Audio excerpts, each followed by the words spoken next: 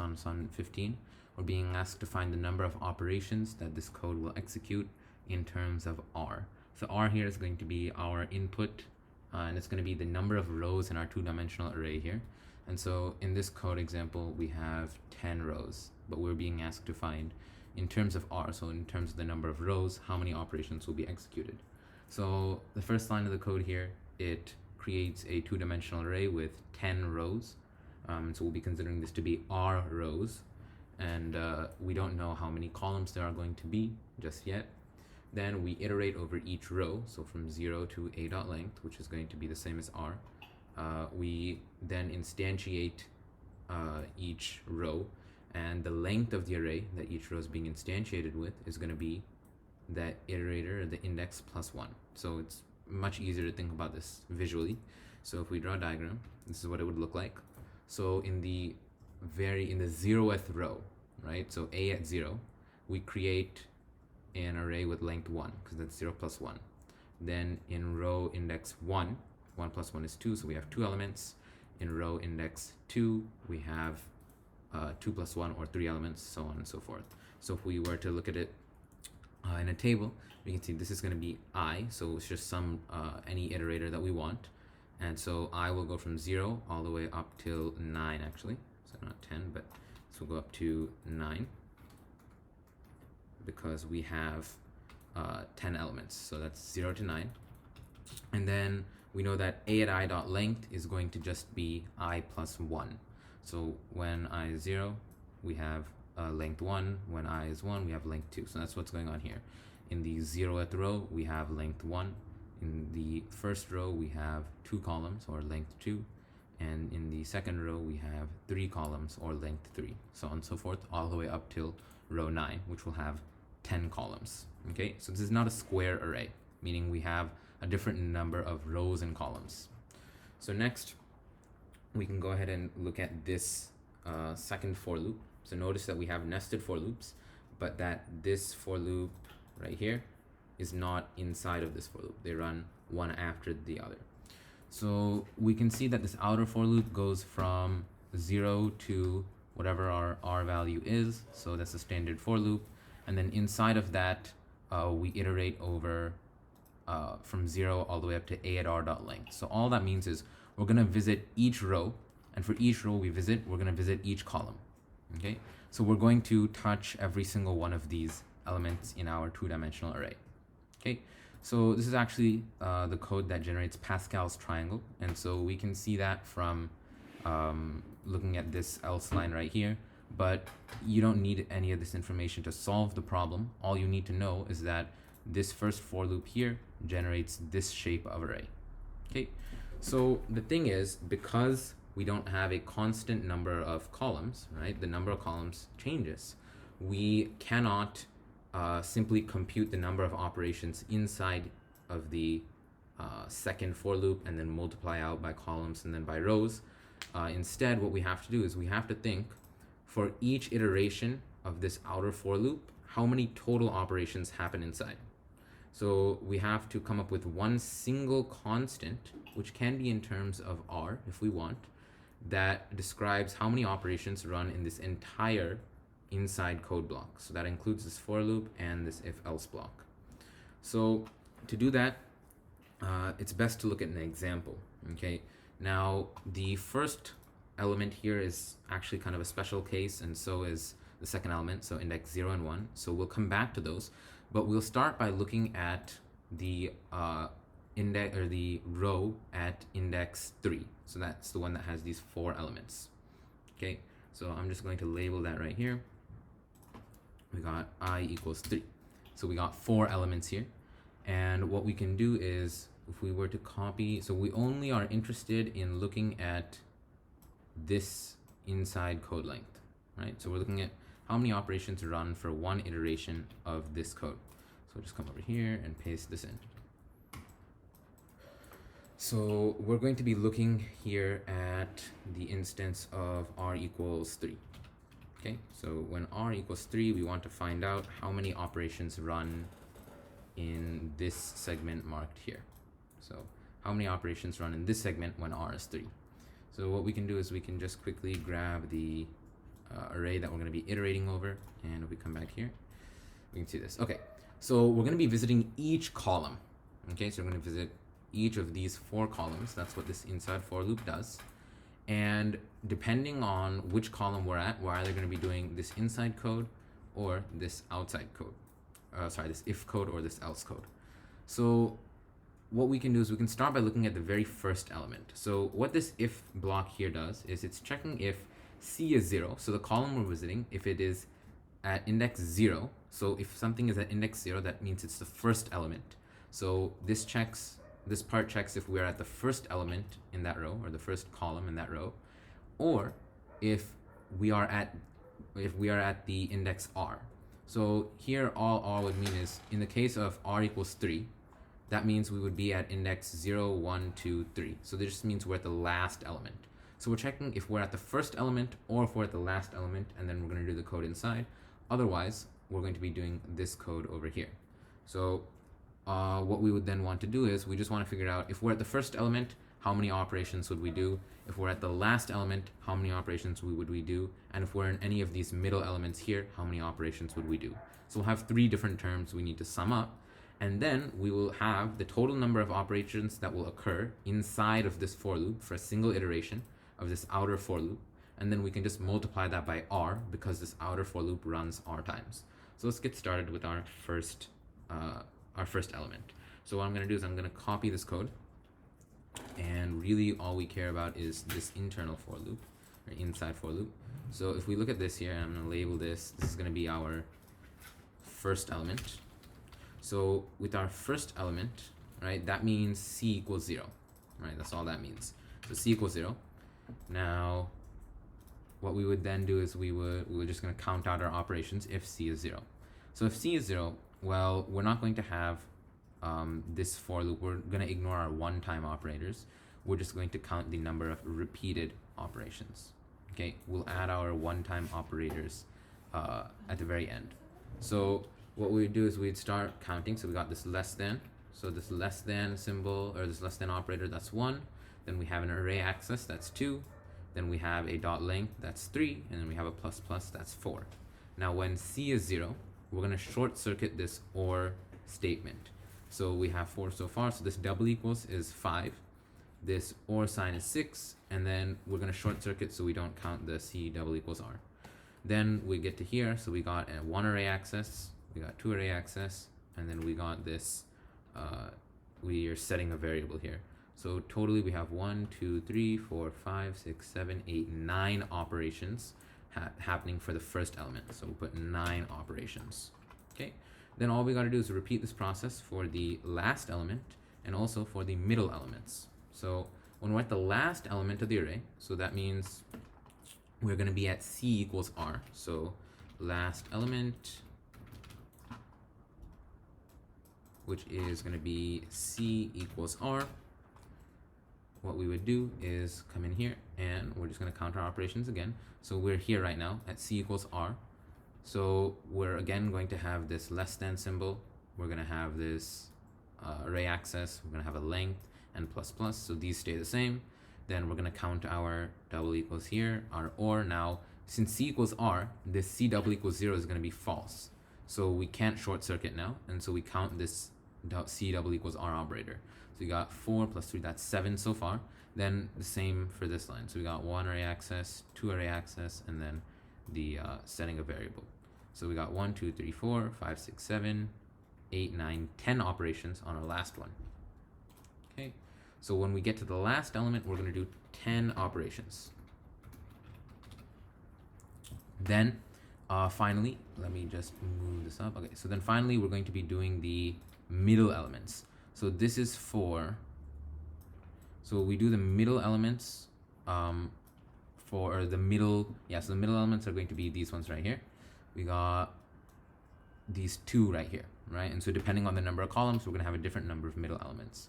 So when we have a middle element, we are going to come in here and count. So we got, again, this less than, this array access, length, plus plus. So these ones actually don't change in between. Okay.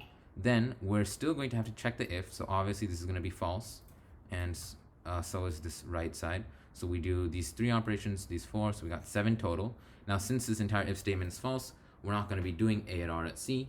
And so we're going to come in here to the else, and we're going to count up the operations here. So I'm just going to count these separately and then sum them all up. So we got an array access here, another array access. Then we're setting a variable. So that's 3 so far. Then we got another array access. Here we have a a subtraction. So we're subtracting 1, so that's another operation. Then we have an array access here. Then we're adding, that's an operation. Then we got an array access. Then we got a subtraction. Then another array access, then another subtraction. So we count this up, being very careful not to miss any. We got 1, 2, 3, 4, 5, 6, 7, 8, 9, 10, 11. And then we got 12, 13, 14, 15, 16, 17, 18 operations total here. So that's 18 ops. We've gotten all of our operations together. So we know that our first element, so that's the one we see here, this will cause 9 operations. Our last element will cause 10 operations. Then our middle elements here will cause 18 operations each. Okay, so now what we want to do is we want to analyze when we go, so what we did is we figured out the number of operations just for this inside bit here, right? So now we want to figure out for any given R value, so we were going to look at the example of 3, how many total operations are made, okay? So to do that, we want to go back to Pascal's triangle here. So I'm just going to copy this image, and then we're going to move over here. So we just want to count up the number of first elements, last elements, and middle elements for each of our row values. So we have here row 0. This is row 1. This is row 2. And this is row 3. Okay. And I'll move these over to the left side so that we can put some numbers out here. All right, so now we just want to count out how many first, last, and middle elements are in each of these rows. So this is a very trivial task.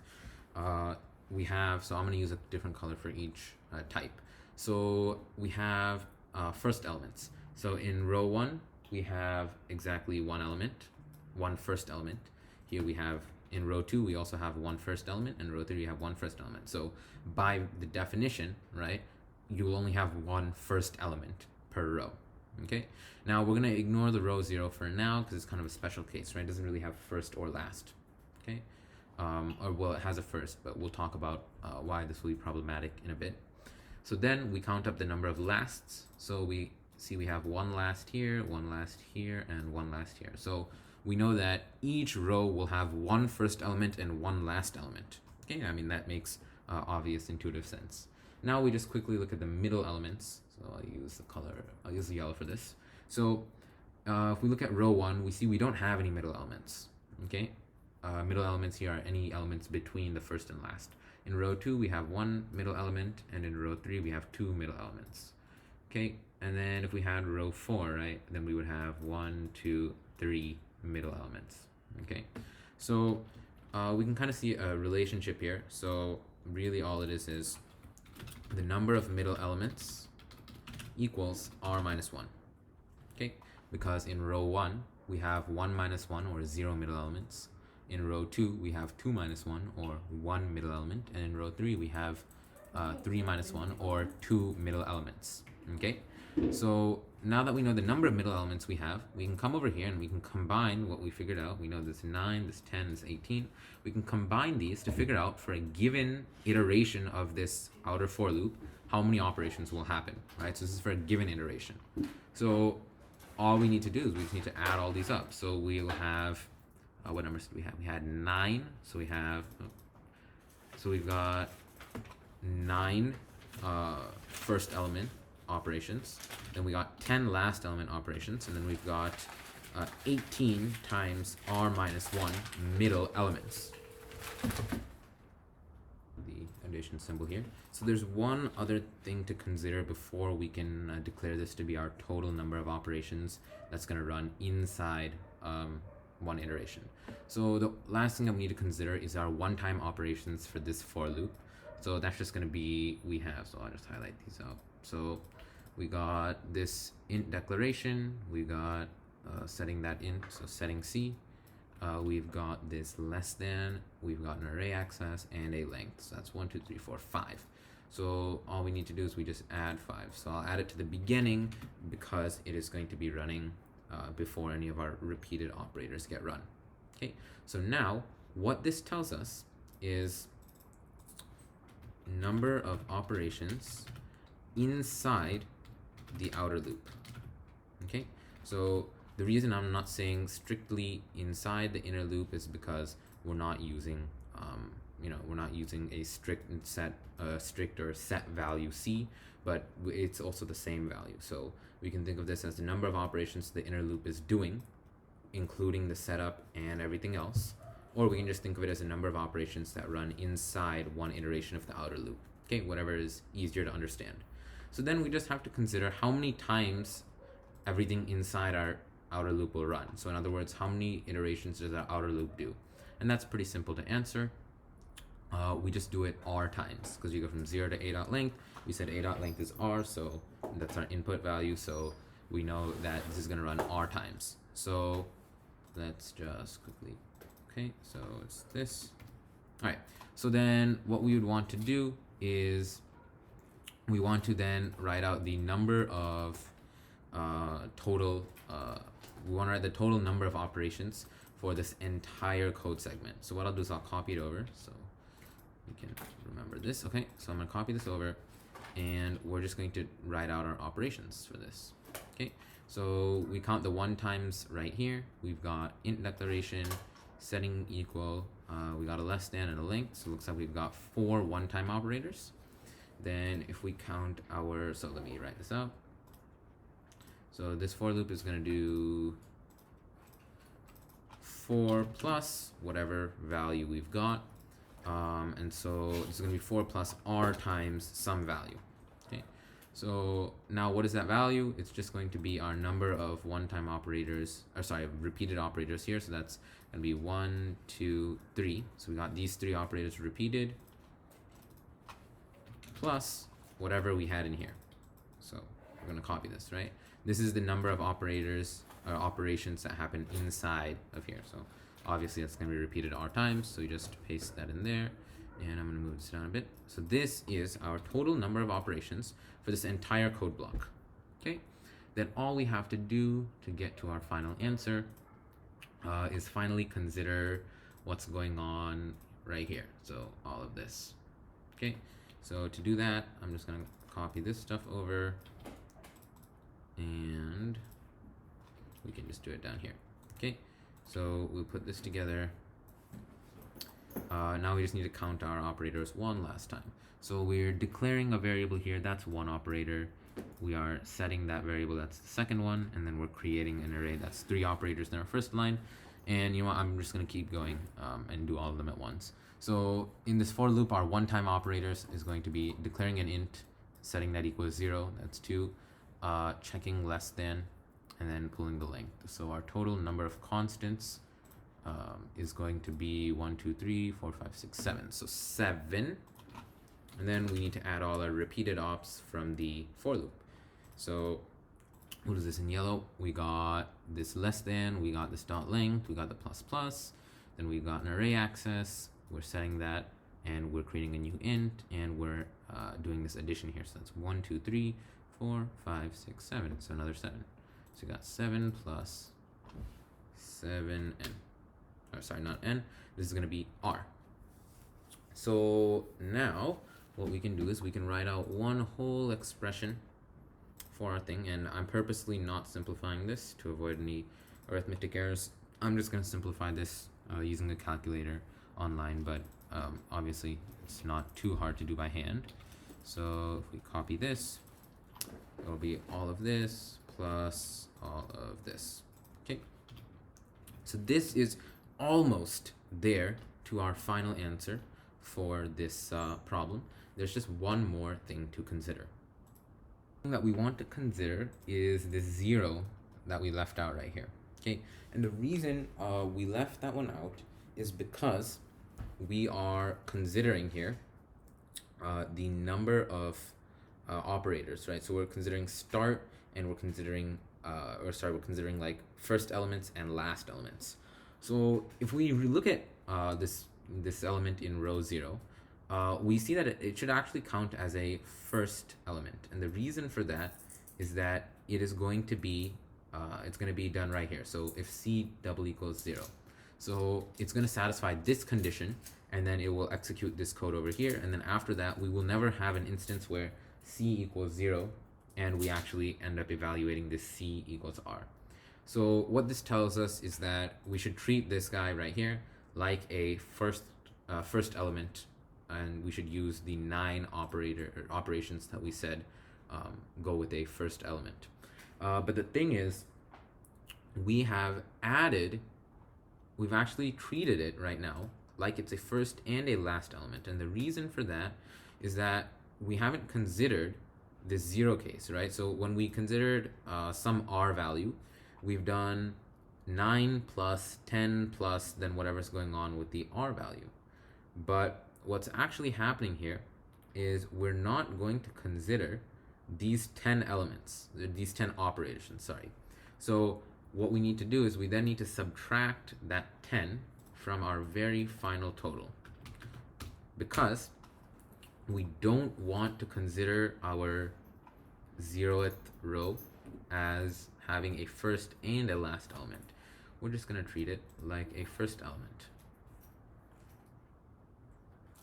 Okay, so that should solve that issue of us having an extra set of operations in there. So once again, because this is the part that's a bit confusing. So once again, we cannot double count this one element because each element will only be touched once. Okay, so it can either be a first element or a last element or a middle element. Okay, and let's just label this real quick. It can never do the operations for more than one of them. Okay, so we need to treat it as a first element because its index is 0, and therefore it's going to short circuit this operation here.